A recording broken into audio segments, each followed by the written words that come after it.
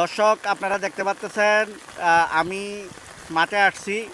আমি আপনাদেরকে দেখাচ্ছি না, তবে বৃষ্টিতে দেখেন কৃষকরা এখানে আমন ধান লাগাচ্ছে, লাইন লোগো, এবং কৃষকদেরকে আমরা পার্সিং করার জন্য বলছি। আমি সরজমিনে মাঠে আসছি। আমি উপসহকারী কৃষি কর্মকর্তা আরিফুল ইসলাম, সোনাগাজী ফেনী, নবাবপুর ইউনিয়নে নবাবপুর ব্লকের দায়িত্বে আছি। আপনারা দেখতে পাচ্ছেন এই যে রহমান ভাই লাইন করে আমন ধান লাগাচ্ছে। রহমান ভাই, কেমন লাগতেছে? হ্যাঁ, বৃষ্টিতে বৃষ্টিতে যে কেমন লাগতেছে? বন্যা হওয়ার সম্ভাবনা আছে? তবুও তবুও তবুও এই মানে কি কোনো সমস্যা নাই? ধান ধান লাগাবেন? হ্যাঁ হ্যাঁ হ্যাঁ হ্যাঁ, খুব সুন্দর লাগতেছে। কৃষকরা আমন আমন ধান চারা রোপণ করতেছে।